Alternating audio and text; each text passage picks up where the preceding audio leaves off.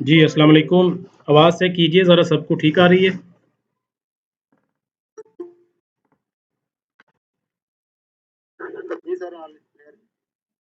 चलें जी, आज का हमारा सेकंड सेशन है तहसीलदार के बारे में। पहला सेशन जो है वो गुज़रा है चंद दिन पहले, उसमें हमने बात की थी इंग्लिश के मुतल्लिक कि तहसीलदार की जो इंग्लिश है उसको आपने कैसे प्रिपेयर करना है।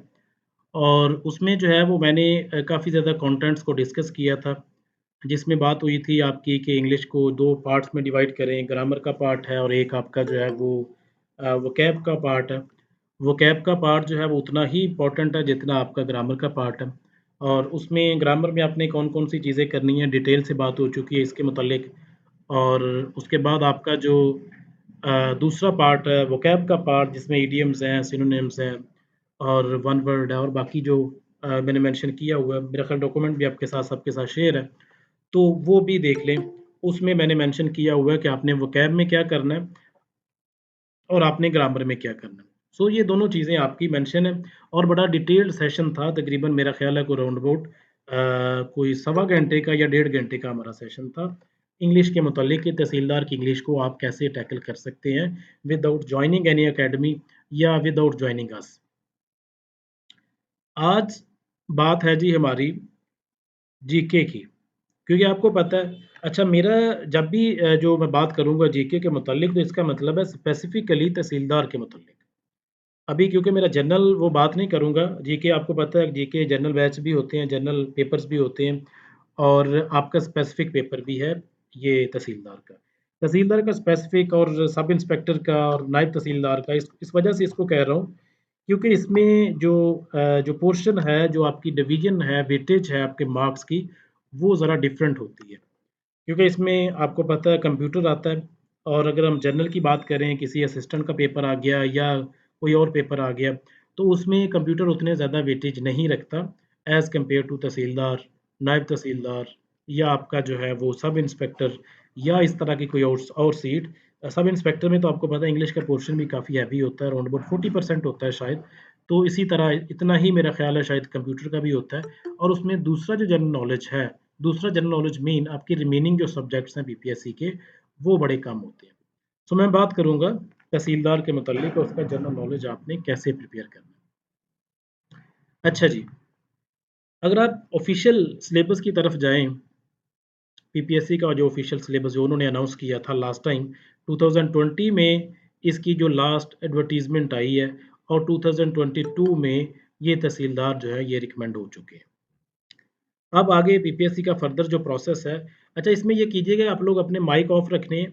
अगर किसी का क्वेश्चन हुआ तो लास्ट के ऊपर क्वेश्चन ले लेंगे आपके। मुझे सिर्फ़ आप लोगों ने 20 से 25 मिनट देने हैं। 20-25 मिनट में मैंने अपनी जो बातें करनी है वो आपके साथ कर लूँगा, फर्दर फिर आप लोगों के क्वेश्चन्स हैं। अच्छा 2022 में ये इंडक्ट हो चुके हैं और आगे फर्दर जो प्लान है बोर्ड ऑफ रेवेन्यू का और उसके बाद बीपीएससी का, वो ये 2023 में एक बैच आ रहा है जी, नया बैच तहसीलदार का जिसमें तकरीबन 14 सीट्स जो है वो अनाउंस कर दी हुई हैं ओपन मेरिट पे और उसके बाद जो है वो राउंड अबाउट कोई 40 समथिंग सीट 14 आपकी ओपन मेरिट पे हैं और 40 शायद 2 है मे बी मिनिस्टीरियल कोटा के ऊपर। और मिनिस्टीरियल कोटा मोस्टली इसके बारे में क्वेश्चंस आते हैं स्टूडेंट्स के कि सर मिनिस्ट्रियल कोटा के ऊपर कौन अप्लाई कर सकता है। पहली बात है कि जो पटवारी है बोर्ड ऑफ रेवेन्यू का, वो इसके लिए एलिजिबल नहीं है। अगर आप इसके बारे में देखना चाहते हैं तो लेटेस्ट जो एडवर्टाइज़मेंट आई है 2020 वाली, उसमें देखें मिनिस्ट्रियल कोटा की, उसमें उन्होंने मेंशन किया हुआ है कि कौन-कौन से डिपार्टमेंट्स जो है वो इसके अंदर अप्लाई कर सकते हैं। तो अगर आपको प्रॉब्लम है कि आपका डिपार्टमेंट उसमें मिनिस्ट्रियल कोटा में आता है या नहीं आता, तो आप सबसे पहले उसको अपनी वो लेटेस्ट जो एडवर्टाइज़मेंट आई है, उसको देखें। उससे आपको अंदाज़ा हो जाएगा कि आपका डिपार्टमेंट उसमें फ़ॉल करता है या नहीं करता। अगर तो फ़ॉल करता है तो आप मिनिस्ट्रियल कोटा के ऊपर एलिजिबल हैं। अगर नहीं करता देन फिर आप मिनिस्ट्रियल कोटा के ऊपर जो है वो अप्लाई नहीं कर सकते। सो ये पहला क्वेश्चन जो डील कर दिया। अच्छा जी, इसके अगर सिलेबस की डिवीज़न करें तहसीलदार के सिलेबस की, जनरल नॉलेज की, तो इसको भी हम 2 हिस्सों में तक़सीम करेंगे। एक इसका पार्ट है जिसको हम सीएस कहते हैं, computer science, sorry. Just a minute मुझे 1 मिनट दीजिएगा मैं ज़रा इसका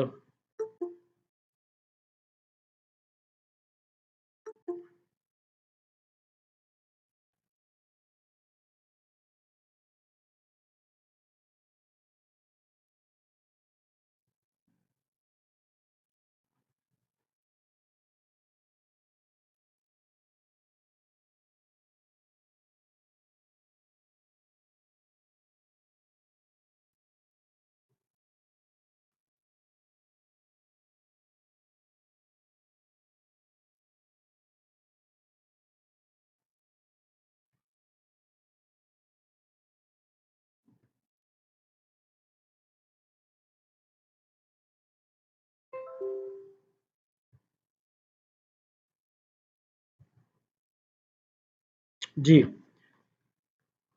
आवाज़ चेक करें सबको क्लियर है? चलें जी, ठीक है। सो बात करते हैं जी जीके के मुतल्लिक और जीके है तहसीलदार का। तहसीलदार के जीके जो है, उसमें आपको एक तो कंप्यूटर साइंस मिल जाती है, सीएस और जिन बंदों का इसमें मास्टर्स है या जिन बंदों ने बीसीएस किया हुआ है या बीएससी है या कुछ इस तरह का कुछ है जहाँ पे कंप्यूटर उन्हें पढ़ा हुआ है, आईसीएस में पढ़ा हुआ है, तो उनके लिए तो ये एक बड़ा आसान सा काम है।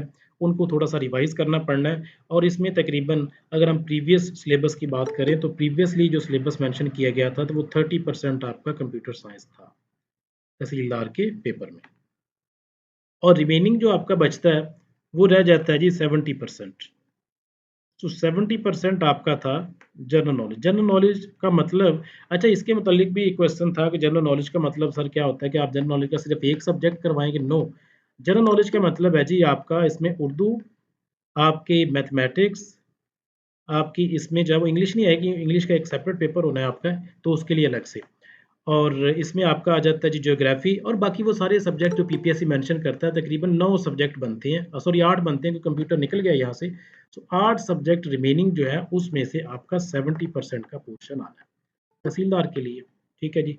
तो 8 सब्जेक्ट आपके। अच्छा, अब इन सब्जेक्ट को वन बाय वन हम डिस्कस कर लेते हैं। अगर हम कंप्यूटर साइंस की बात करें अच्छा इसके मैंने कंटेंट्स भी शेयर किए हुए हैं। आप लोग उन कंटेंट्स की मदद ले सकते हैं उनसे और उनको सामने रख के आप लोग प्रिपरेशन कर सकते हैं। वो लोग जो हमें जॉइन नहीं कर सके किसी प्रॉब्लम की वजह से तो कोई इश्यू नहीं है। अगर किसी को कंटेंट्स भी चाहिए तो मुझे बताइएगा इरफान साहब को कह दूँगा, वो आपके साथ शेयर कर देंगे या पर्सनली मुझसे पूछ लें तो मैं आपके साथ जो है कंटेंट्स सॉरी इसके जनरल नॉलेज के वो सारे के सारे आपके साथ शेयर कर दूँगी इंक्लूडिंग इंग्लिश भी। तो अगर आप जॉइन नहीं कर सके हमें तो कोई प्रॉब्लम नहीं है। आप उसको जो है वो अ, उसके मुताबिक अपनी प्रिपरेशन को जो है ना वो शेड्यूल कर सकते हैं। तो सीएस में देखें तो अगर हम सिलेबस की बात करें तो उसमें उसने एक ऑफ़िस की बात की हुई है, एमएस ऑफ़िस कंप्लीट। एक बात की हुई है उसने जी ईमेल की, ईमेल और उसके बाद एक और बात की हुई है उसने आपसे पूछा गया है जी अपना अब मेरे माइंड में एक निकल गया यहाँ से एक टॉपिक और था, जो लेटेस्ट उन्होंने पूछा हुआ था एडवर्टाइज़मेंट में। तो 3 तरह के डिफरेंट टॉपिक्स पूछे हैं इसने सीएस में। रिकॉर्ड कीपिंग बिल्कुल सही कह रहे हैं। इलेक्ट्रॉनिक रिकॉर्ड कीपिंग, ठीक है जी, इलेक्ट्रॉनिक रिकॉर्ड कीपिंग और इसमें वो एमएस एक्सेस वगैरह, डेटाबेस वगैरह इस तरह की चीज़ें आती हैं। सो रिकॉर्ड कीपिंग, ठीक है जी, रिकॉर्ड कीपिंग तीसरा टॉपिक है तहसीलदार का जो पुराना जो सिलेबस है। अब इसमें सबसे जो प्रॉब्लमैटिक चीज़ है उन लोगों के लिए जिनका सीएस का बैकग्राउंड नहीं है, वो यही है। अगर फॉर एग्ज़ाम्पल इसमें मेरे जो नंबर थे मुझे जहाँ तक याद है मेरे 29 मार्क्स थे और ये कोई बड़ी बात नहीं कर रहा क्योंकि मेरा कंप्यूटर साइंस अपना सब्जेक्ट है, मेरा एमएस है इसमें कंप्यूटर साइंस में, इस वजह से मेरे लिए कोई इतना मुश्किल काम नहीं था लेकिन काफ़ी मुश्किल था क्योंकि इसको प्रैक्टिकली करना जो है ना वो बड़ा आसान नहीं है कोई इतना काफ़ी मुश्किल काम है। सो मेरे 29 थे।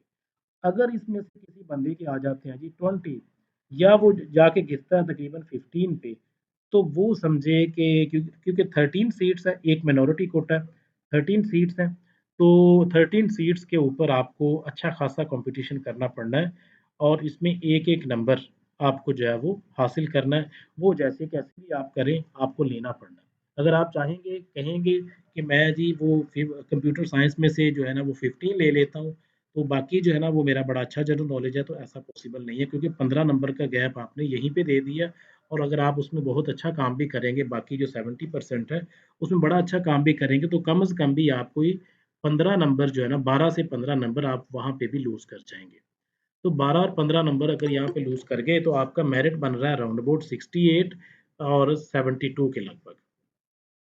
तो 68, 72 ऑल्दो कि 72 एक अच्छा मेरिट है, लेकिन एज़ कम्पेयर टू तहसीलदार, ये एक अच्छा मेरिट मुझे जो नज़र आ रहा है, वो नहीं है क्योंकि यहाँ पे आपको 13 सीट्स के ऊपर पूरे पंजाब के साथ आपको कम्पीट करना है और इसमें वो लोग बैठे हुए हैं जिनकी काफ़ी अच्छी प्रिपरेशन है जनरल नॉलेज की। तो आपको वन बाय वन हर चीज़ को लेके चलना है। सो कंप्यूटर साइंस में अगर आपने मेरिट में आना है, तो कम से कम आपको 25 प्लस नंबर चाहिए, ज़रूरी है। अगर आप यहाँ पे जितना कम मार्जिन करते हैं उतना ज़्यादा आपके लिए बेहतर है, उतना ज़्यादा चांसेस जो हैं वो उसमें रिटन क्वालिफ़िकेशन के वो ज़्यादा। सो एमएस ऑफ़िस को करें। एमएस ऑफ़िस को करने का तरीकाकार ये है कि आप अच्छा एमएस ऑफ़िस में 3-4 चीज़ें आती हैं। आपका वर्ड आ जाता है, आपका एक्सेल आ जाता है, माइक ऑफ रखिएगा किसका ऑन है, एक्सेस आ जाता है, एमएस एक्सेस वो रिकॉर्ड कीपिंग में भी आ जाता है और उसके बाद आपका जो है वो पावर पॉइंट आ जाता है। पावर पॉइंट ये 4 चीज़ें आपके एमएस ऑफ़िस में आती हैं। उसके बाद ईमेल का बड़ा शॉर्ट सा सिलेबस है। आप इसको मेरा ख़्याल है कि को 2 घंटे में कर सकते हैं। और इलेक्ट्रॉनिक रिकॉर्ड कीपिंग क्योंकि आपने यहाँ पे पढ़ लेनी है एमएस एक्सेस और इसके साथ आपको बेसिक छोटे-छोटे से कॉन्सेप्ट जो हैं वो डेटाबेस से रिलेटेड उनको पढ़ लेना चाहिए और उनको जो है ना वो इलेक्ट्रॉनिक रिकॉर्ड कीपिंग इससे आपका बेहतर हो जाएगा। अब आप लोग देखेंगे मैंने एक फ़ेसबुक के ऊपर या कहीं व्हाट्सएप के ऊपर देखा था किसी बंदे ने इसका पोस्टमार्टम किया हुआ था। पोस्टमार्टम मीन कि इसका एनालिसिस किया हुआ था तहसीलदार के पेपर का कि इसमें कंप्यूटर जो है वो एमएस वर्ड से इतना आया है, एमएस एक्सेल से इतना आया है, ईमेल से इतना आया ये मुझे लगता है वो उनका एनालिसिस तो बहुत अच्छा है। उन्होंने काफ़ी मेहनत की है उसके ऊपर, बिल्कुल ठीक है। लेकिन अगर उसी को बेस बना के हम जो है वो एक माइंडसेट क्रिएट कर लें कि हमारा जो है ना वो एमएस वर्ड से ज़्यादा आना है और ईमेल से कम आना है, तो ऐसा नहीं है। क्योंकि ऐसी कोई रिस्ट्रिक्शन आपके सिलेबस में पीपीएससी ने नहीं लगाई कि एमएस ऑफिस में ज़्यादा आएगा और ईमेल में थोड़ा आएगा। ऐसे भी पॉसिबल है सारे का सारा पेपर आपका ईमेल और इलेक्ट्रॉनिक रिकॉर्ड कीपिंग से बन जाए, एमएस ऑफिस को पूछे ही ना। और ये भी पॉसिबल है कि सारे का सारा वो एमएस ऑफिस से पूछ ले, बाकी को पूछे ही ना, जैसे लेटेस्ट पूछा था उसने लास्ट पेपर में। ऐसे भी हो सकता है। सो आपको प्रिपेयर्ड रहना है एमएस ऑफिस के साथ भी, ईमेल के साथ भी और इलेक्ट्रॉनिक रिकॉर्ड कीपिंग के साथ भी। अब इनके सोर्सेज़ की बात कर लेते हैं। अच्छा जी, कंप्यूटर साइंस का सोर्स अगर देखें, तो मोस्टली लोग रिकमेंड करते हैं आपको एग्ज़ामवेदा। क्या आप लोग एग्ज़ामवेदा जो इंडियन वेबसाइट है, आप लोगों में से सारे ही जानते होंगे तकरीबन बड़ी फ़ेमस वेबसाइट है। अच्छा मुझे पहले ये बताइए कि आप में से कोई बंदा जानता है कि एग्ज़ामवेदा के ऊपर सेक्शन कितने हैं टोटल एमएस वर्ड के? क्या कहते हैं किसी को अंदाज़ा है? 3 सेक्शन है जी, ठीक है चलें, ठीक है। अब देखिए, आप भी प्रिपरेशन कर रहे हैं, एस्पिरेंट हैं, स्टूडेंट हैं और इसी तरह मैं भी कभी करता था और बाकी लोग भी कर रहे हैं और सबको पता है कि एग्ज़ामवेदा के ऊपर इतने सेक्शंस हैं, इतने क्वेश्चंस हैं और ये एग्ज़ामवेदा यहाँ से क्वेश्चंस आते हैं। आपके ख़्याल में जो मेंबर पेपर बना रहा है, उसको नहीं पता कि बच्चों को सब कुछ पता है? मैं आपको एक लेटेस्ट इंटरव्यू की दास्तान सुना देता हूँ छोटी-सी, 1-2 मिनट में। दास्तान ये थी कि किसी पे इंटरव्यू में एक बंदा गया, मेरा स्टूडेंट था वो, तो वो गया तो उसने पूछा क्वेश्चन उससे टोकन क्वेश्चन, मुझे अब याद नहीं मे बी फैज़ अहमद फैज़ के रिलेटेड कुछ क्वेश्चन था नक्शे फ़रियादी के मुतल्लिक शायद। तो नक्शे फ़रियादी बताएँ जी किसने लिखी? तो उन्होंने कहा कि फैज़ अहमद फैज़ ने लिखी। तो आगे से मेंबर साहब का जो आंसर था वो ये था कि आपने पढ़ा होगा मुझे पता है इम्तियाज़ शाहिद को। यानी कि उनको इम्तियाज़ शाहिद का भी पता है कि इम्तियाज़ शाहिद बच्चे पढ़ते हैं। आप लोगों ने सिर्फ़ और सिर्फ़ ये एग्ज़ामवेदा के ऊपर बिल्कुल बहुत अच्छा सोर्स है, बड़ी अच्छी वेबसाइट है। इसमें बड़े अच्छे क्वेश्चंस भी आते रहे हैं। लेकिन अगर आप इसको सिर्फ़ और सिर्फ़ अपना एक प्लेटफ़ॉर्म बना लेंगे कि बस ठीक है एग्ज़ामवेदा कर लिया तो काफ़ी है हमारे लिए, तो ऐसा नहीं है। मेंबर्स को भी पता है, सबको पता है कि एग्ज़ामवेदा से क्वेश्चन लोग लेते हैं और बच्चों को भी पता है, मेंबर्स को भी पता है, तो इसका मतलब है कि हमें उसके बैकअप के तौर पर ज़रूर कुछ ना कुछ रखना चाहिए। तो इन केस अगर वो एग्ज़ामवेदा से मूव करता है, तो हमें उसका बैकअप ज़रूरी है। जैसे वो फील्डिंग में होता है ना क क्रिकेट खेलें, तो फील्डिंग में होता है जी कि एक बंदा जो है ना वो फ्रंट पे फ़ील्ड करता है, उसके बैकअप पे एक और बंदा होता है कि आपने इसका बैकअप लेना है। तो जब कभी उससे मिसिंग होती है, तो बैकअप उसको जो है ना वो कवर कर जाता है, तो ऐसे ही है। आपने भी हर सब्जेक्ट का एक बैकअप रखना है, एक फ्रंट मैन होना है, एक आपका बैकअप होना है, अगर आपने कॉम्पिटिशन में रहना है। क्योंकि 13 सीट्स के ऊपर कॉम्पिटिशन करना इंतहाई टफ काम है और इसके लिए इंतहाई मेहनत भी चाहिए और इसके लिए और शानदार टाइप की स्ट्रेटजी भी चाहिए, वो ज़रूरी है। अगर आप चाहेंगे कि एग्ज़ाम पढ़ के और इकरा इम्तियाज़ को पढ़ के हम जाके पेपर में बैठ जाएँगे, तो मेबी पॉसिबल है कि आप निकल भी जाएँ। ऐसा मैं हरगिज़ नहीं कह रहा कि इसमें क्वेश्चन नहीं लगेंगे या मेबी ना भी लगें, ऐसा भी पॉसिबल है। तो इन केस अगर आपके नहीं लगते नेगेटिव सिचुएशन में, पॉज़िटिव तो रहना चाहिए बिल्कुल हमेशा। अगर आपका नेगेटिव सिचुएशन में क्वेश्चन नहीं लगता एग्जाम डेटा से, तो फिर हमने क्या करना है? उसके लिए हमने प्रिपरेशन करनी है। एग्ज़ाम बेटा तो सारे करेंगे, मैं भी करूँगा, आप भी करेंगे, सारे करेंगे। लेकिन हमने एज कहाँ पे लेना है? एज हमने वहाँ पे लेना है जहाँ पे लोग जो है वो ड्रॉप होंगे, हम वहाँ पे निकलेंगे।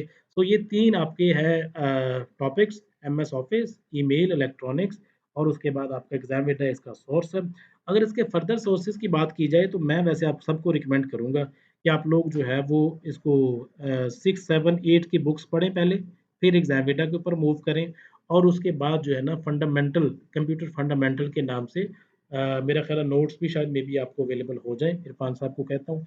हमने इसके ऊपर तकरीबन 88 पेजेज़ के नोट्स बनाए हैं, कंप्यूटर फंडामेंटल्स के ऊपर, जिसमें सारी की सारी चीज़ें ही डिस्कस कर दी गई हैं, जिसमें सिर्फ़ और सिर्फ़ एग्ज़ाम वेडा को मद्देनज़र नहीं रखा गया। एग्ज़ाम वेडा भी हम करवाते हैं और इसके साथ-साथ ये नोट्स भी करवाते हैं जिसमें कंप्यूटर फंडामेंटल्स है और इसमें मुझे लगता है कि ये बैकअप के लिए काफ़ी हद तक जो चीज़ें हैं, ये काफ़ी हैं। अच्छा जी, कंप्यूटर साइंस की बात हो गई। आगे चलते हैं। आप लोगों का क्वेश्चन हुआ तो उसको लिख लें, लास्ट के ऊपर फिर मैं लेता हूँ। अच्छा जी।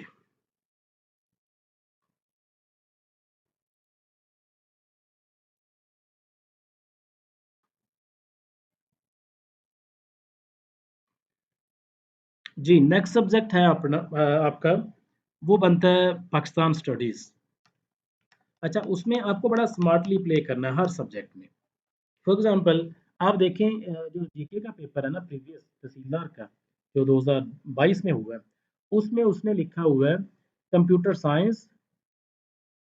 आप सिलेबस में देखेंगे कंप्यूटर साइंस 30% और उसके साथ जब इसने लिखा हुआ है ना जी आपका दूसरे सब्जेक्ट्स या 7 सब्जेक्ट्स रिमेनिंग 7 सब्जेक्ट्स, उसमें लिखा हुआ है टॉप पे जो लाइन है, उसमें लिखा है जी पाकिस्तान स्टडीज़ इंक्लूडिंग, आगे उसने बाकी सब्जेक्ट्स लिखे हुए हैं। मतलब क्या है इसका? मतलब कहने का यहाँ पे ये है बीपीएससी का कि पाकिस्तान स्टडीज़ जो है वो ज़्यादा इम्पोर्टेंट है as compare to remaining subjects. ठीक है? जो मुझे लगा है, मेरी जो ऑब्ज़र्वेशन है, मेरी परसेप्शन है, आप लोगों की परसेप्शन में भी डिफरेंट हो सकती है। पॉइंट ऑफ व्यू चेंज हो सकता है आपका, लेकिन मुझे लगता है क्योंकि वहाँ पे उन्होंने पाकिस्तान स्टडीज़ को सेपरेटली लिखा हुआ है। पाकिस्तान स्टडीज़ ऐसे लिखा हुआ है, मैं आपके सामने लिख देता हूँ, पाकिस्तान स्टडीज़ इंक्लूडिंग इंक्लूडिंग आगे उसने लिखा हुआ है जी आपका जन वो जो ज्योग्राफी है, मैथमेटिक्स है, आपका उर्दू है और रिमेनिंग जो सब्जेक्ट्स है, इस तरह लिखा हुआ है। तो इसका मतलब हुआ कि इसको सेपरेटली लिखने का मकसद नहीं था वहाँ पे। अगर इसको सेपरेटली लिखा हुआ है तो कुछ ना कुछ इसके पीछे ज़रूर है। सो हमें सेकंड जो प्रायोरिटी पे सब्जेक्ट को तैयार करना है, वो हमने पाकिस्तान स्टडीज़ को तैयार करना है। अब पाकिस्तान स्टडीज़ के भी 3 हिस्से किए जा सकते हैं। एक वो पार्ट है जो 1857 से पहले का पार्ट है, जिसमें ख़ास तौर पर आपकी मुग़ल एम्पायर आ जाती है। सॉरी ये तंग कर रहा है आज, मुग़ल एम्पायर, ठीक है? 1857 से पहले एक पार्ट ये बनता है आपका और दूसरा बनता है 1857 के बाद और इसके ऊपर मेरे बड़े अच्छे नोट्स हैं और इसके ऊपर जो है वो मैं बाज़ औक़ात बच्चों को गारंटी भी दे देता होता हूँ कि इनको पढ़ें और इसके बाद 1857 से लेके 1947 तक वो नोट्स मैंने कंपाइल किए हैं और इंशाल्लाह उसमें से मुझे काफ़ी हद तक उम्मीद है, बल्कि बच्चों के कमेंट्स भी होते हैं कि उसमें से क्वेश्चन जो है ना वो आउट नहीं जाता। ये कोई बड़ी बात नहीं है लेकिन ये है कि इसमें शायद मे बी फ़ायदेमंद है लोगों के लिए। तो आप लोगों को अगर मिले तो ज़रूर उसको पढ़िएगा। अच्छा जी, 1947 तक सेकंड पार्ट इसका और थर्ड पार्ट की अगर बात करें, तो वो 1947 से लेके आपका करंट ईयर तक है 2023 तक। इस तरह आप इसको प्रिपेयर कर सकते हैं, आप अपनी पाकिस्तान स्टडीज़ को। ठीक है जी, पाकिस्तान स्टडीज़।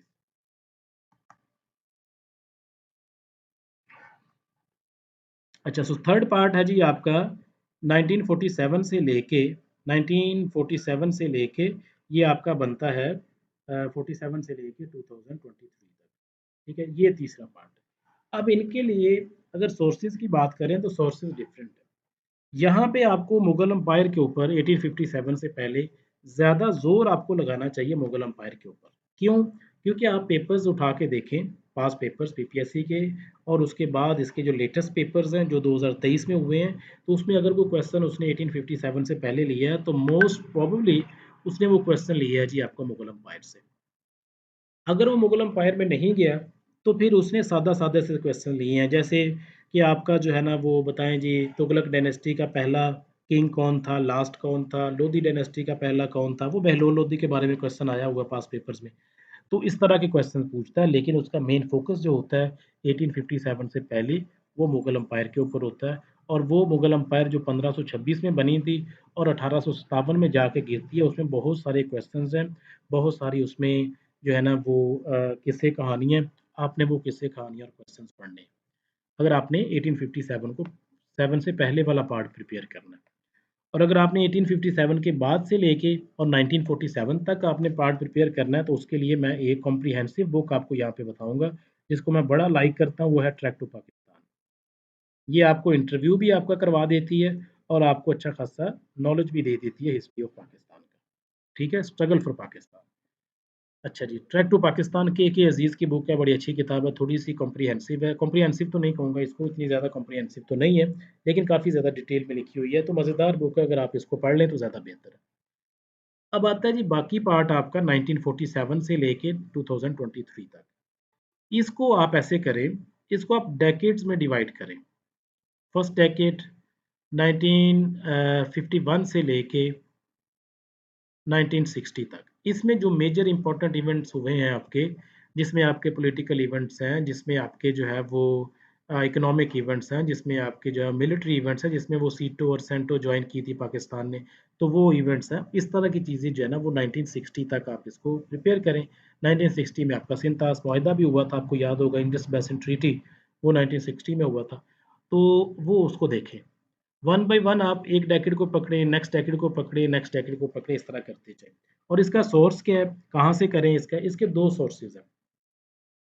एक तो आप गूगल करें इसको, गूगल पे जाएँ और विकिपीडिया के ऊपर जब आप जाएँगे तो साइड के ऊपर विकिपीडिया के यहाँ पे उसने लिखा होता है save as PDF, save as PDF, ठीक है? आप गूगल के ऊपर करें जाके जी Pakistan major events 1951 to 1960 in the history of Pakistan, तो वो आपको तकरीबन और सारे के सारे मेजर इवेंट्स जो हैं वो विकिपीडिया के ऊपर मिल जाएँगे, तो आपने उनको रीड आउट करना है।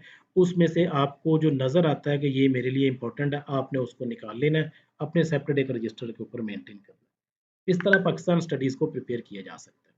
और इसी तरह बात करें जी आगे, नेक्स्ट सब्जेक्ट जो हमारा आता है इस्लामिक स्टडीज़ और उर्दू। दोनों की बात कर लेते हैं, टाइम शॉर्ट है, फिर आप लोगों के क्वेश्चंस भी हैं। अच्छा जी, उर्दू बड़ा शॉर्ट है। उर्दू को देखें तो मोस्टली लोग जो है ना वो रिकमेंड आपको करेंगे कलीद उर्दू। मैं भी रिकमेंड करता हूँ कलीद उर्दू। कलीद उर्दू एक बड़ी अच्छी किताब है और उसमें से क्वेश्चंस आते भी हैं। लेकिन अगर रीसेंट ट्रेंड को देखें 2023 को, मैंने जो सिलेबस बनाया ना, जो कंटेंट्स बनाए हैं, जो आपके साथ शेयर्ड है सबके साथ, वो पब्लिकली भी शेयर्ड है, उसमें कोई नहीं है कि प्राइवेट और सिर्फ पेड वालों को, नहीं, नहीं, सबके लिए वो कंटेंट्स हैं, आप उसको देख सकते हैं। उसमें मैंने जो कंटेंट्स बनाए हैं वो तकरीबन मैंने 2022 के और 2023 के पेपर खुद पढ़े हैं। और एक-एक क्वेश्चन को मैंने देखा है कि ये क्वेश्चन कैसे और किस लिहाज से और किस तरह आ रहा है, तो इस वजह से मैंने उन कंटेंट्स को डिज़ाइन किया और मैं बड़ा पुरुम्मीद हूँ कि अगर आप लोग उन कंटेंट्स के मुताबिक अपनी तैयारी करते हैं, तो डेफ़िनिटली आपको काफ़ी ज़्यादा फ़ायदा होगा, काफ़ी ज़्यादा हेल्पफुल वो रहेगा आपके लिए। सो आप उर्दू को डिवाइड कर सॉरी उर्दू और इस्लामिक स्टडीज़, इसको 2 हिस्सों में डिवाइड करते हैं, इस्लामियात को, आईएएस। उर्दू के लिए कलीद उर्दू कहते हैं। मोस्टली मैं भी कहता हूँ इसके बारे में, कलीद उर्दू रिकमेंड कर देता हूँ, बड़ी अच्छी किताब है, आप लोग इसको पढ़ सकते हैं। कलीद उर्दू में से लेटेस्ट अगर देखें पेपर्स, तो उतने ज़्यादा क्वेश्चंस नहीं आ रहे। अब स्टूडेंट्स के तकरीबन 5 टू 6 क्वेश्चन जो है ना वो आउट ऑफ 10 वो ठीक होते हैं, और वो जिनका उर्दू का थोड़ा बहुत बैकग्राउंड है और जिनकी काफ़ी ज़्यादा स्ट्रगल है पीपीएससी में, तो वो ज़रा अच्छे नंबर ले जाते हैं। लेकिन वो सिर्फ़ और सिर्फ़ कलीद उर्दू की वजह से नहीं लेते, वो अपनी स्ट्रगल की वजह से लेते हैं। तो कलीद उर्दू एक अच्छा सोर्स है, लेकिन उसके साथ अगर आपने पढ़ना है, तो एक है उर्दू जर्नल, उर्दू जर्नल। लेकिन ये आपने सारा नहीं पढ़ना। सुहेल भट्टी, सुहेल भट्टी ने ये लिखी है किताब उर्दू जर्नल। आप इसको सारा नहीं पढ़ेंगे, इसमें से कुछ सिलेक्टेड टॉपिक्स हैं जिसमें जैसे आपके शायर हैं, जैसे फैज़ अहमद फैज़ की बात करें तो उसकी बुक्स को देख लें, और इसके बाद आपने मुहावरात पढ़ने हैं तो वो देख लें। कलीद उर्दू में बड़े लिमिटेड मुहावरात दिए हुए हैं, बाज़ औक़ात आपने देखा होगा 23 में कि वो मुहावरे कलीद उर्दू में है ही नहीं है। आपकी ज़रबुल अमसाल कलीद उर्दू से मिलती ही नहीं है, तो फिर वो कहाँ से जाती हैं, वो कहाँ से लेता है? तो वो तकरीबन सारी की सारी आपकी पढ़ी हुई हैं उर्दू जर्नल में। उर्दू जर्नल जो है वो स्पेसिफाइड बुक है आपकी लेक्चरर उर्दू के लिए। लेकिन हमने अपने वन पेपर के पॉइंट ऑफ व्यू से उसमें से कुछ चीज़ें निकाल ली हैं। ठीक है? तो उर्दू जनरल एक अच्छी किताब है, उसमें से सिलेक्टेड पोर्शन करना है। वो तकरीबन मेरा ख़्याल है को 1200 पेजेज़ की बुक है, तो आपने सारे के सारे पेजेज़ 1200 नहीं करने। आपने कलीद उर्दू के साथ थोड़ा-सा इसको सहारा देना है, ताकि आपका वो 6 नंबर वाला पोर्शन जो है ना, वो तकरीबन 9 नंबर तक पहुँच जाए। तो आपने इस तरह इसको लेके चलना है। आईएएस जो है ना, एक बड़ा ट्रिकी टॉपिक है, एक बड़ा इम्पोर्टेंट सब्जेक्ट है। इस तरह सब्जेक्ट इम्पोर्टेंट है कि बाज़ औक़ात तो इसमें बड़े सादा से क्वेश्चंस आ जाते हैं और बाज़ औक़ात बड़े डिफरेंट क्वेश्चंस होते हैं। आपको नज़र आते हैं कि ये क्वेश्चन जो है ना, ये हमने कभी पढ़े ही नहीं है। जैसे अभी लेटेस्ट एक मैं देख रहा था पेपर जूनियर क्लर्क का था शायद मे बी 2023 का, तो उसमें उसने पूछा हुआ था कि बताएँ मूसा अलैहिस्सलाम को कितने मोज़ज़े दिए हुए थे? तो मैंने नहीं पढ़ा इसको, मूसा अलैहिस्सलाम को कितने मोज़ज़े थे। तो कुछ ऐसे क्वेश्चन भी थे जो मुझे जिनका नहीं पता था, तो जब मैं मस्जिद में नमाज़ पढ़ने गया तो मौलवी साहब से पूछा कि मौलवी साहब ये बताएँ, तो अच्छी खासी उनकी तालीम है।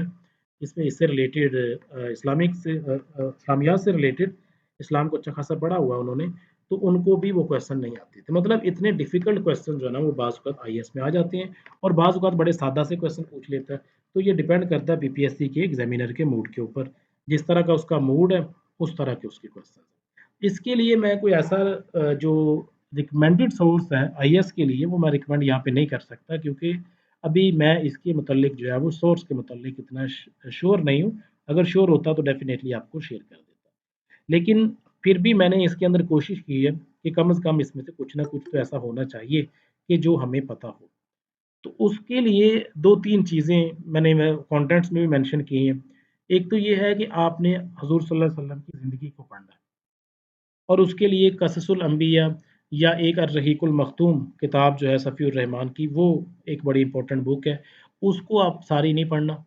सारी अच्छा है, ये सारी बातें जो है ना किताबें आपको मेंशन करता जाऊँगा, लेकिन इसमें से सारी किताबें नहीं पढ़नी है आपने, सिलेक्टेड एरियाज़ पढ़ने हैं। अगर आप सब वो अर्रहीकुल मख्तूम की बात करें, तो उसको अगर आप यूट्यूब के ऊपर सर्च करें, तो उसका आपको एक क्रक्स मिल जाएगा, एक थीम मिल जाएगा। आपने उस थीम को पढ़ लेना है, या आपको पीडीएफ में अगर कोई थीम मिल जाए 10-12 पेजेज़ में, तो वो भी बड़ी अच्छी इम्पोर्टेंट चीज़ है। आपको वो ले लेना चाहिए, उसको पढ़ लेना चाहिए। अर्रहीकुल मख्तूम बेहतरीन किताब है आपकी आईएएस के लिए। अगर आपने वो हाई लेवल के क्वेश्चन्स को टैकल करना है, अगर तो वो सीधे-सीधे क्वेश्चन पूछ लेता, फिर तो प्रॉब्लम कोई नहीं है। मुझे बताइए ज़रा, आवाज़ क्लियर है सबको?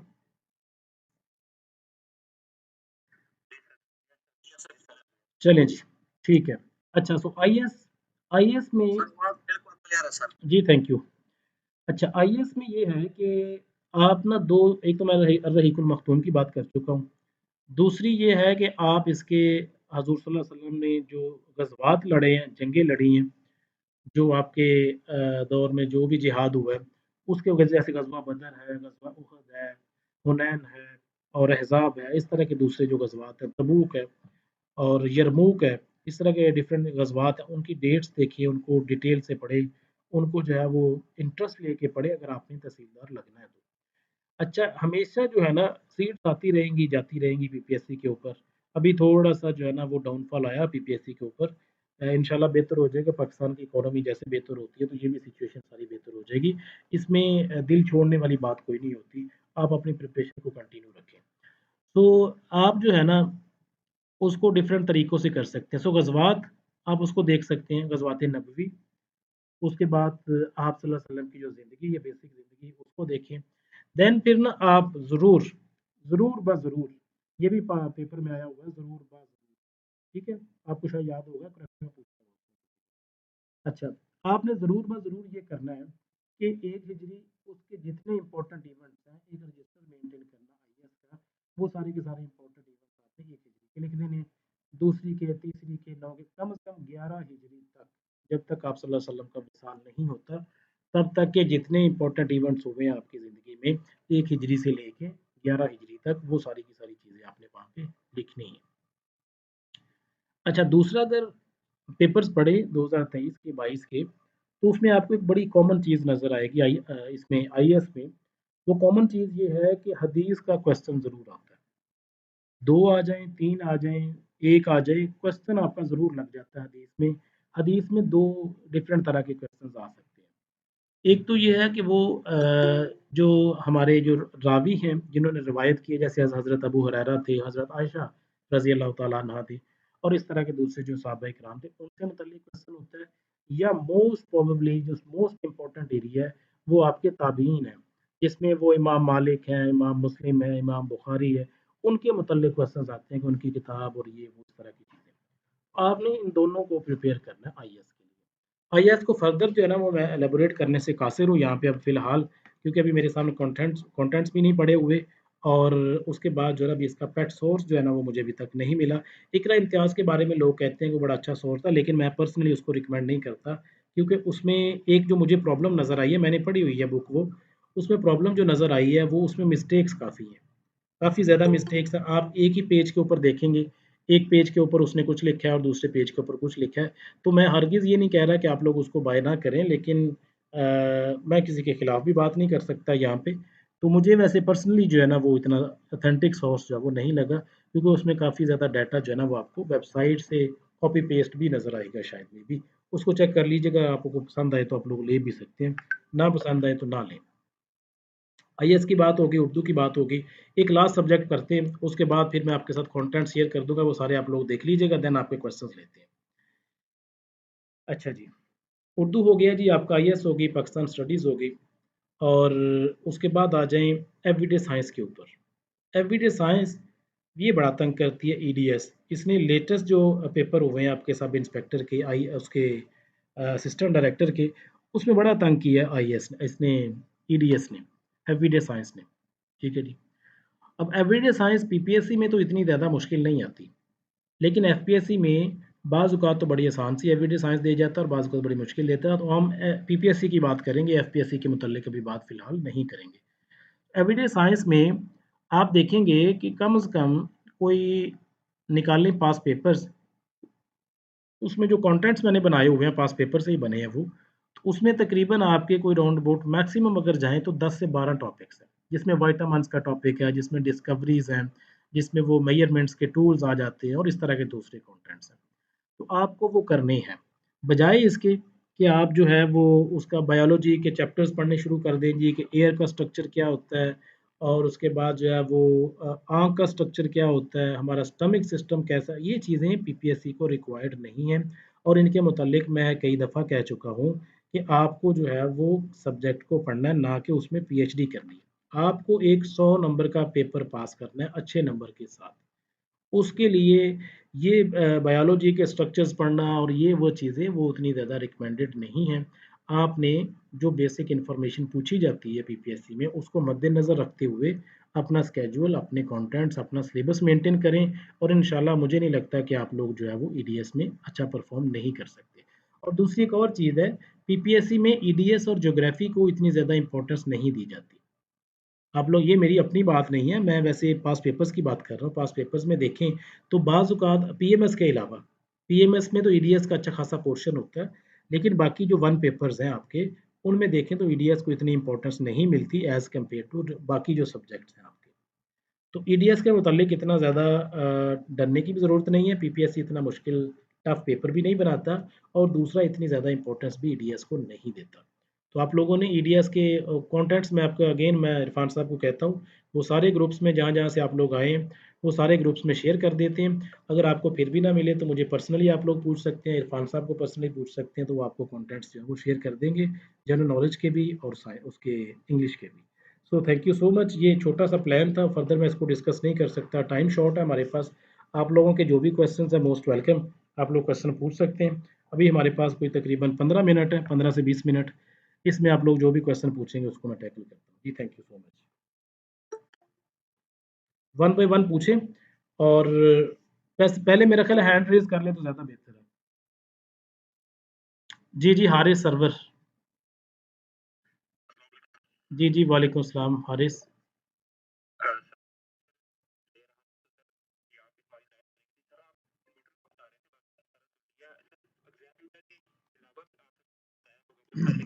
हारिस, आप ऐसे करें, आपको रिकॉर्डेड लेक्चर मिल जाएगा, ये आपको रिकॉर्डिंग सबको अवेलेबल हो जाएगी ग्रुप्स में, तो आप उसको देख लीजिएगा। फर्दर जो है ना उसको इलैबोरेट करना बड़ा मुश्किल काम है यार, बड़ा लंबा काम है। क्यों इतना बुलाना है मुझे आज?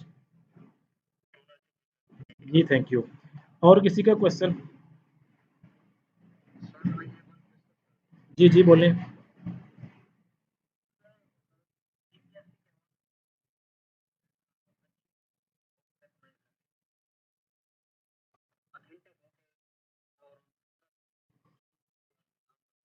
जी, शाहिद, इस तरह है, ये बड़ा क्वेश्चन घूमता है। हर कैंडिडेट के माइंड में ये क्वेश्चन ज़रूर घूमता है कि पीपीएससी के कोई ऐसा सोर्स रिकमेंड कर दें, कोई ऐसी बुक दे दें, कोई ऐसी वेबसाइट बता दें जहाँ से पेपर बनता है। अगर तो कोई ऐसा आपको रिकमेंड करे तो मुझे ज़रूर बताइएगा कि ये एक ऐसी किताब है जिसके अंदर से पेपर बनता है। ऐसा कोई सोर्स, कोई बुक, कोई वेबसाइट आपको नहीं मिलेगी, ये एक ही हो। मैं हमेशा प्रेफ़र करता हूँ और स्टूडेंट्स को भी यही कहता हूँ कि आप लोगों ने सब्जेक्ट वाइज़ लेके चलना चीज़ों को। हाँ, ये किताब बड़ी अच्छी है, इम्तियाज़ शाहिद की बुक जो है पास पेपर, वो तकरीबन हर बंदे के पास है, इम्तियाज़ शाहिद वाले पास पेपर। आप उनको ले लें, उनको पढ़ना शुरू करें, लेकिन उनको पढ़ने का भी एक तरीक़ाकार है। ये नहीं है कि उसके एमसीक्यूज़ पढ़ते जाएँ और लगाते जाएँ और लगाते जाएँ और लगाते जाएँ, बस ठीक है, नो। इम्तियाज़ शाहिद को आपने पढ़ना है तो एक तरीक़ाकार है उसका। फॉर एग्ज़ाम्पल आपने क्वेश्चन पढ़ा है और आपको लगा कि यार मुझे इसका पता नहीं है, ये क्या चीज़ है, क्या इवेंट है, क्या हिस्ट्री का क्वेश्चन है, तो उसको सर्च आउट करें। उसको देख लें कि ये क्या क्वेश्चन था और क्या इसकी हिस्ट्री थी और ये। मतलब जिसको मैं उर्फ़ आम में इसको पोस्टमार्टम कहता होता हूँ, कि आप किसी क्वेश्चन का, किसी पेपर का पोस्टमार्टम करें। इससे जो आपको नॉलेज मिलता है वो आपको कहीं कोई और बंदा दे नहीं सकता, कोई और किताब दे नहीं सकती। और अगर आप कहें कि कोई एक किताब रिकमेंड कर दें, तो मैं इसका रिकमेंड करने से कासिर हूँ। मैं अभी रिकमेंड जो है वो नहीं कर सकता क्योंकि ऐसी कोई किताब बनी नहीं है या बनी है तो मेरी नज़र से नहीं गुज़री। ना ऐसी कोई वेबसाइट है, ना ऐसा कोई और सोर्स है।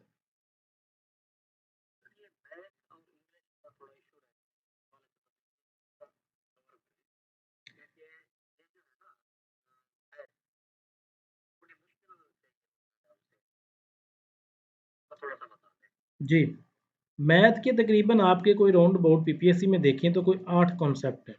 8 से 10 मैक्सिमम बन जाते हैं, इससे ज़्यादा कॉन्सेप्ट पीपीएससी नहीं पूछता। सो मैक्सिमम कर लेते हैं 10 कॉन्सेप्ट्स, जिसमें वो आपकी एवरेज पूछता है, जिसमें वो आपकी एज प्रॉब्लम पूछता है, जिसमें वो आपकी ज्योमेट्री पूछता है, जिसमें परसेंटेज की बात होती है, टाइम एंड वर्क की बात होती है, रेशो की बात होती है। ये डिफरेंट कॉन्सेप्ट्स हैं जो तकरीबन मिला के बनते हैं। जी, जो मिला के बनते हैं तकरीबन 10 सब्जेक्ट, 10 टॉपिक्स। अब आपने इनको एक-एक टॉपिक को प्रिपेयर करना है। जब आपके ये प्रिपेयर हो जाएँ, अच्छा एक और चीज़ है, अभी आज का मेरा एक लेक्चर था एवरेज के ऊपर। अब एवरेज जो है ना, वो हम नॉर्मली इसको समझते हैं कि एवरेज जो है बड़ा एक शॉर्ट सा टॉपिक है और हमने सम करना है, सम के बाद हमने नंबर पे डिवाइड कर देना तो एवरेज आ जानी है, बस ये। हालाँकि पीपीएससी और एफपीएससी इसको नहीं पूछता, इतनी सादा एवरेज नहीं है जितना हमने अपने माइंड में बनाया हुआ है। ये एवरेज ऑल्दो कि ये एवरेज का फ़ॉर्मूला यही है, लेकिन इसका उसमें अगर इसका प्रॉपर यूज़ आपको नहीं आता, तो आप एवरेज के कॉन्सेप्ट को नहीं कर सकते। एवरेज के टोटल जो है ना, वो आगे अगर फर्दर इसको डिवाइड करें, क्लासिफ़ाई करें एवरेज को, कोई 5 डिफरेंट कॉन्सेप्ट्स हैं। तो आपको एक टॉपिक पकड़ना है, जैसे एवरेज, उसके 5 डिफरेंट कॉन्सेप्ट्स हैं, उनको पकड़ें। जब ये आपके 5 कॉन्सेप्ट कंप्लीट हो गए, देन फिर आप उसकी प्रैक्टिस करें। प्रैक्टिस के लिए मैं आपको मेंशन कर देता हूँ यहाँ पे, प्रैक्टिस के लिए आप एग्ज़ाम विदा कर सकते हैं और दूसरा मियाँ शफ़ीक साहब जो हैं, उनकी बुक है जनरल साइंस एंड एबिलिटी, वो सीएसएस के लिए उन्होंने लिखी है। उसमें जो एबिलिटी का पोर्शन है, उसमें आपको एवरेज भी, रेशियो भी, परसेंटेज भी, इस तरह के क्वेश्चंस आपको मिल जाएँगे। आप वहाँ पे उनकी प्रैक्टिस कर सकते हैं। तो ये आपको हो सकता है कि आप वन बाय वन एक-एक टॉपिक को लेके चलें और टॉपिक के बगैर अगर आप कहें कि कोई ऐसा तवीज़ मिल जाए या कोई ऐसी चीज़ मिल जाए जिससे जो है ना वो बड़ी आसानी से प्रिपरेशन हो जाए, तो ऐसा नहीं होता। कॉम्पिटिशन में आपको मगजमारी करनी पड़ती है, कॉम्पिटिशन में आपको हार्ड वर्क करना पड़ता है। तो हार्ड वर्क के बगैर पॉसिबल नहीं है। जी, उसके अलावा किसी का क्वेश्चन? जी, थैंक यू। सर क्वेश्चन ये है कि इंग्लिश के जो हाईएस्ट सर आपके बैच के जीके या इंग्लिश के सर हाईएस्ट कितने नंबर आए हुए इसमें होता है या किसी और के आए जीके के अलग बता दे और इंग्लिश के अलग मुझे अब फ़िलहाल तो याद नहीं है यार इतना। तकरीबन 80 प्लस होंगे दोनों आई थिंक सर मेरे सर अगर मैं पूछता हूँ हाईएस्ट सर आपके बैच के मेरे बैच के जो हाईएस्ट हैं, हारून साहब हमारे टॉपर हैं। माइक ऑफ रखिए ज़रा। उनके राउंड अबाउट बनते हैं जी 150 प्लस बनते हैं शायद में भी। तो मेरा ख्याल है उनका अच्छा स्कोर होगा दोनों पेपर्स में, लेकिन एग्जैक्ट मुझे पता नहीं है इस बारे में।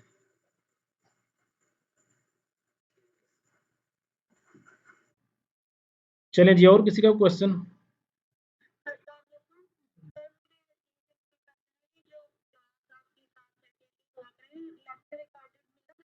जी, जी, लेक्चर रिकॉर्डेड भी आपको मिलेगा और उसके बाद आपको पीडीएफ नोट भी मिलेंगे। जी, जी।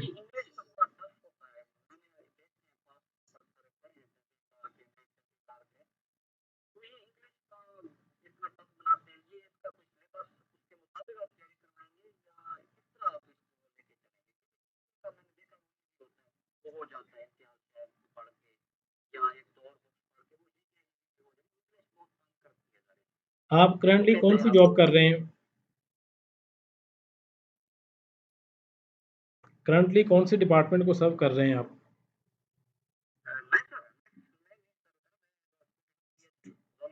अच्छा, अच्छा, नाम क्या है आपका? शाहिद इकबाल। शाहिद ऐसे है जनरल नॉलेज भी जो है ना जीके का भी मेरा ख़्याल है या तो आपका एक्सपीरियंस नहीं है जनरल नॉलेज के बारे में या आप अभी नए हैं या आप जो है ना वो वैसे पूछना चाह रहे हैं। जनरल नॉलेज भी जो है ना वो इतना आसान नहीं होता पीपीएससी का। अच्छा, अच्छा, अच्छा, अच्छा। जी, जी। जी, जी। अभी आपका फर्स्ट है ना ये? जी, जी।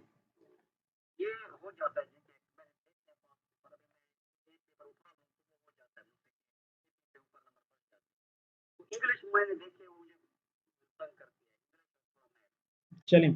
अच्छा इसमें ये है कि मैंने इंग्लिश का ऑलरेडी एक सेशन कंडक्ट किया हुआ है, मेरा ख़्याल है रिकॉर्डेड उसका अवेलेबल होगा। आप उसका रिकॉर्डेड सुन लें, वो राउंड अबाउट कोई डेढ़ घंटे का सेशन है। आप उसको एक दफ़ा देख लें, उससे आपको अंदाज़ा हो जाएगा कि इंग्लिश की आपने प्रिपरेशन कैसे करनी है। वो एक लंबा काम है, वो इसको जी थैंक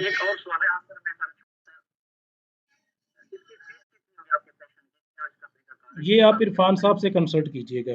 फ़ी वग़ैरह और बाकी चीज़ें जो है ना वो इरफ़ान साहब से। जी, वालेकुम अस्सलाम। सर कैसे हैं आप? ठीक है। जी, मैं ठीक-ठाक हूँ बिल्कुल। सर मैंने ना तहसीलदार का पेपर दिया था और मैंने घर में तैयारी की थी मतलब ना यूट्यूब से कंसल्ट करके या गुड, खुद बेस पे गुड। तो मेरे 53 मार्क्स आए थे लोग हैरान थे कि मैंने घर में बैठ के तैयारी करके ले लिए तो आपने सर जो जीके बताई है ना तहसीलदार के पेपर की वो मुझे ज्यादा मुश्किल लग रही मुश्किल लग रही तो ऐसा मुझे क्यों लग रहा है बस ये मेरा क्वेश्चन है नाम क्या है आपका? सर मेरा नाम जीशान है मोहम्मद जीशान ज़ीशान। अच्छा ज़ीशान ऐसे है कि कुछ बंदे हैं, उनकी इंग्लिश बड़ी स्ट्रॉन्ग है। मेरे बैच में कुछ स्टूडेंट्स ऐसे हैं, वो कहते हैं कि सर हमें इंग्लिश का कोई मसला नहीं है, हमें जनरल नॉलेज की तैयारी करवाएँ, जितनी मैक्सिमम हो सकती है। और कुछ ऐसे हैं, जैसे ये भी थोड़ी देर पहले ताहिर थे, ताहिर बड़ी देर से लगे हुए हैं और जनरल नॉलेज बड़ा स्ट्रॉन्ग है इनका। सो कुछ बंदे हैं जिनका जनरल नॉलेज बड़ा स्ट्रॉन्ग है और उनको इंग्लिश की प्रॉब्लम है। मैं अब ताहिर की बात नहीं कर रहा, वैसे ओवरऑल बात कर रहा हूँ। तो उनको इंग्लिश की प्रॉब्लम है। ये डिपेंड करता है कि आपकी जो स्कूलिंग है ख़ास तौर पर, जब आप लोगों ने स्कूलिंग की या देन कॉलेज गए हैं, देन आप यूनिवर्सिटी गए हैं, तो वहाँ पे आपका इंटरेस्ट कैसा था? अगर किसी का इंटरेस्ट जो है वो इंग्लिश की तरफ था, डॉन न्यूज़पेपर पढ़ता रहा या वैसे को न्यूज़ सुनता रहा या वैसे उसकी सिटिंग अच्छे लोगों के साथ थी, तो उसको इंग्लिश इतनी ज़्यादा जो है ना वो प्रॉब्लमैटिक नहीं लगती, एज़ कम्पेयर टू जीके। उसको जीके बड़ा प्रॉब्लम करता है कि जीके बड़ा मसला है। हालाँकि ये दोनों ही मसले हैं।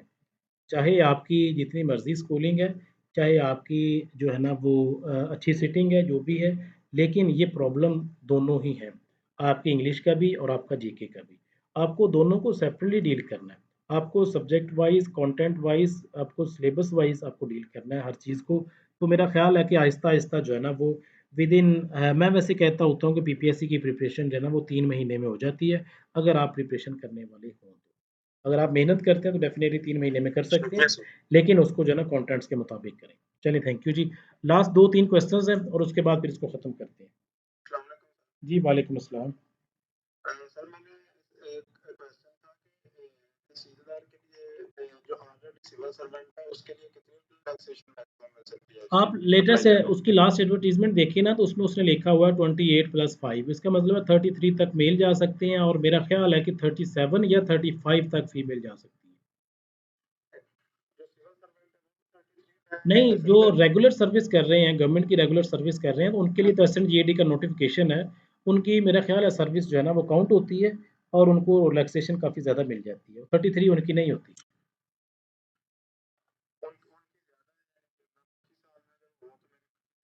25 काउंट होगी हाँ जी, वही होगी अगर रेगुलर सर्विस है आपकी।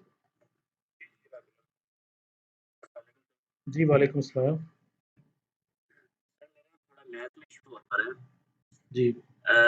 सर मैथ में ये है कि जो आपने बताया 8 से 9 टॉपिक होते हैं, पता है कर लिए तो फिर ये जी, जी। तो सर जब हम एक टॉपिक को मतलब क्या लाइक हम एवरेज स्टार्ट करते हैं, एवरेज में डिफरेंट टाइप से मतलब जो क्वेश्चन स्टेटमेंट जो देता है कि पता नहीं चलता हमने तो सिंपल एवरेज की होती है। तो वहाँ से वो ट्रिकी जब देता है तो फिर मतलब पता नहीं चलता। इसी तरह लाइक मतलब जो यही तो परसेंटेज है उसमें भी जी, आपका डिफरेंट नाम टाइप के क्वेश्चन नाम आ आपका जाते हैं। क्या है? सर आंसर मुनीर अच्छा, अच्छा। आंसर ऐसे है, यही तो बात मैं कर रहा हूँ अभी थोड़ी देर पहले ही मैंने बताया कि एवरेज जो है ना, वो हम समझते हैं बड़ा आसान-सा टॉपिक है। लेकिन अगर उसके सब टॉपिक्स देखें, फर्दर जो उसमें डिवाइडेड टॉपिक्स हैं, उसको देखें तो एवरेज एक बड़ा कॉम्प्लेक्स टॉपिक है। आपको जब उसको कंप्लीट करते हैं, तो कम से कम मेरा ख़्याल है कि अगर मैक्सिमम उसको कंप्लीट करें, तो आपको 2 दिन लग जाएँगे एवरेज के ऊपर ही, अगर आपका बेसिक जो नॉलेज है मैथमेटिक्स का, वो अच्छा है तो। अगर आपका अच्छा नॉलेज नहीं है मैथमेटिक्स का, तो फिर तो आपको पूरा वीक लग जाता है एक टॉपिक के ऊपर। एवरेज के फर्दर जो है ना, वो 5 से 6 टॉपिक्स हैं। जब आप उनको क्लियर करते हैं, देन फिर आप जब मूव करते हैं किसी एक्सरसाइज की तरफ या किसी सोर्स की तरफ, देन फिर आपको वो क्वेश्चंस आते हैं। अगर आप सिंपल जो है ना, वो ये समझ के चले जाएँ कि सम डिवाइडेड बाय नंबर्स जो है ना, वो एवरेज होती है, तो ऐसा पॉसिबल नहीं है कि आपको एवरेज जो है ना, वो आ जाएगी। एवरेज के डिफरेंट कॉन्सेप्ट्स हैं, एक-एक लेना पड़ता है। इसी तरह एज प्रॉब्लम्स है, इसी तरह आपकी ट्रेन प्रॉब्लम्स है, परसेंटेज है, आगे फर्दर उनके कॉन्सेप्ट्स हैं, तो सारे लेने पड़ते हैं। देन फिर आप उसकी प्रैक्टिस करते हैं, तो इंशाल्लाह बेहतरी आ जाती है। जी, वालेकुम सलाम। जी, जी, नाम? सर ये सर तहसीलदार के जो पेपर है एग्जैक्टली तकरीबन कितनी देर बाद है? अभी मेरी जो ऑब्ज़र्वेशन है ना, इसमें कोई ऑफ़िशियल नोटिफ़िकेशन कोई नहीं है, कोई ऑफ़िशियल इन्फॉर्मेशन कोई नहीं है, ना मेरा कोई पीपीएससी से कॉन्टैक्ट है। लेकिन ये है, मुझे जो लगता है कि आपके इस मंथ में सितंबर में पोस्ट आ जाएँगी तकरीबन, एडवर्टाइज़ हो जाएँगी और उसके बाद मुझे जो लगता है, मेरी पोस्ट भी मैंने लगाई थी एक दिन कि अक्टूबर के लास्ट वीक में या नवंबर के फर्स्ट वीक में आपका तहसीलदार का एग्ज़ाम जो है ना, वो एक्सपेक्टेड है। और इसमें आगे-पीछे हो सकता है। ये मैं वैसे ज़रा जल्दी कर रहा हूँ, मुझे दोस्तों ने भी कहा कि सर आप बड़ा जल्दी कह रहे हैं, लेकिन मुझे लगता है कि नवंबर में अगर चलें फर्स्ट वीक में नहीं तो सेकंड वीक में तो लगभग आपके पेपर्स हो जाएँगे। तो सर तकरीबन कितनी मतलब है कितना टाइम देना जो फ्रेशर है कि बीपीएससी वगैरह की? फ्रेश बंदे अगर वो टाइम लगाएँ, दिन और रात लगाएँ तो 3 महीने। अकॉर्डिंग टू कंटेंट्स चलेंगे, अकॉर्डिंग टू सिलेबस चलेंगे तो 3 महीने और फर्दर इसका जो है ना वो हो जाता है। बाज़ औक़ात बंदे पढ़ते नहीं हैं या इंटरेस्ट नहीं लेते, तो इस तरह की चीज़ों में जो है ना वो टाइम ज़ाया हो जाता है। तो इस वजह से वो कुछ ऐसे लोग भी हैं, मुझे खुद अपने जो है ना वो तकरीबन मेरा ख़्याल है को 2 से 3 साल लग गए थे प्रिपरेशन करते हुए। उसमें मेरी जो है ना वो गाइडेड प्रिपरेशन नहीं थी, अनगाइडेड प्रिपरेशन थी, जिसने कोई बुक बताई वो ले ली, जिसने जिधर लगाया वो लग गया। अब इंशाल्लाह आप लोगों के लिए जिन्होंने जॉइन किया, जिन्होंने नहीं भी जॉइन किया वो भी एज़ ए उतने ही इम्पोर्टेंट हैं, जितने जिन्होंने जॉइन किया वो। वो भी कभी भी कुछ भी क्वेश्चन पूछ सकते हैं, इसमें कोई प्रॉब्लम नहीं है। कोई इसमें रिस्ट्रिक्शन नहीं है, कोई ऐसा कोई रूल नहीं है कि आप लोग जो है ना वो नहीं पूछ सकते, जो मर्ज़ी पूछें, जो प्रॉब्लम आती है पूछ लें। तो जिन्होंने जॉइन किया है तो उनके लिए तो गाइडेड प्रिपरेशन है इंशाल्लाह, वो बेहतर रहेगी और मेरा ख़्याल है कि 3 महीने आपको रिक्वायर्ड हैं तहसीलदार की प्रिपरेशन के लिए, दिन-रात लगा के। सर ये सर कितना महीने में? ऐज ऐज ना मेरा ख़्याल है आप मौजूद नहीं थे 28 plus 5 which is equal to 33 33 age चाहिए आपके किसी दूसरे बंदे को जो गवर्नमेंट सर्वेंट नहीं है। आप क्योंकि ऑलरेडी डिपार्टमेंट में सर्व कर रहे हैं, तो एक रेगुलर सर्विस है आपकी, तो आपके लिए मेरा ख़्याल है कि ऐज रिलैक्सेशन काफ़ी ज़्यादा है। ठीक है सर। चलें जी, लास्ट क्वेश्चन आज का और उसके बाद ख़त्म करते हैं इसको।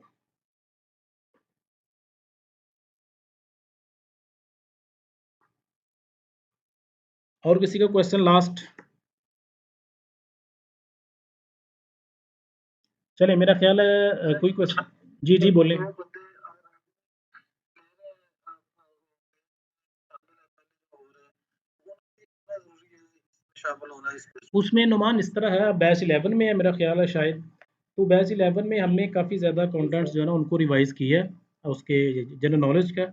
लेकिन क्योंकि अनफॉर्चुनेटली उसमें इंग्लिश जो है ना उसको प्रॉपर एक सब्जेक्ट लेके नहीं चला गया। उसमें तो 12 10 से 12 नंबर के हिसाब से हम चले हैं ना इंग्लिश को। अब तहसीलदार की इंग्लिश का पेपर जो है ना, वो आपको पता है कि ये 100 मार्क्स का पूरा पेपर होना है। तो 100 मार्क्स की तैयारी इंग्लिश की वो डिफरेंट है और पीपीएससी का जो वन पेपर है जिसमें 10 से 12 नंबर या 15 नंबर का पेपर आना है इंग्लिश का, उसकी तैयारी उसके मुकाबले में डिफरेंट है। उसमें चीज़ें भी आपको कम पढ़नी है, तहसीलदार में चीज़ें आपको ज़्यादा पढ़नी है, तो ये थोड़ा-सा डिफरेंस हो सकता है। बाकी जनरल नॉलेज जो है ना वो उसमें उतना ज़्यादा चेंज नहीं है, लेकिन फिर भी हमने उसमें काफ़ी ज़्यादा चेंजेस की हैं। जो जनरल नॉलेज का बैच है, तहसीलदार का जो पेपर है, उसमें तकरीबन मेरा ख़्याल है कि आपका कोई 20% या 25% सिलेबस जो है बिकॉज़ ऑफ कंप्यूटर साइंस उसको हमने चेंज किया है और उसके साथ-साथ आपका पाकिस्तान स्टडीज़, उसको ज़्यादा एनहांस किया है क्योंकि उसमें फ़ोकस आपका तहसीलदार में वो कंप्यूटर के ऊपर है और आपका जो है ना वो पाकिस्तान स्टडीज़ के ऊपर है। बाकी आपका रिमेनिंग सिलेबस सेम है सर। सर इसमें कोई कंप्यूटर वगैरह भी मांगते हैं क्वालिफिकेशन क्या है न तहसीलदार के लिए? नहीं, नहीं ऐसी कोई चीज़ नहीं है। और सर इसकी इंटरव्यू इंशाल्लाह आप लोग चाहे जॉइन करें ना करें, लेकिन अगर आप लोगों का इंटरव्यू होता है तो डेफ़िनेटली मुझे टच कीजिएगा, तैयारी करवाएँगे विदाउट एनी फ़ी। फ़ी नहीं लेंगे आपसे, लेकिन आपकी प्रिपरेशन इंशाल्लाह बेहतर करवाएँगे इंटरव्यू की। चलें जी, आप लोग खुश रहें जी, आबाद रहें और इंशाल्लाह फर्दर कभी सेशन हुआ तो इसमें मुलाकात करेंगे। थैंक यू सो मच और अगर आप लोगों को चीज़ें अच्छी लगें और कंटेंट्स अगर आप लोगों को चाहिए हुए, तो मुझे मैसेज कर दीजिएगा या किसी ग्रुप में अगर आपको ना मिलें तो इरफान साहब को मैसेज कर लें, वो आपको अच्छा गाइड कर देंगे इसके बारे में और इंशाल्लाह फर्दर कभी मुलाकात करेंगे। Thank you so much. अल्लाह हाफ़िज़।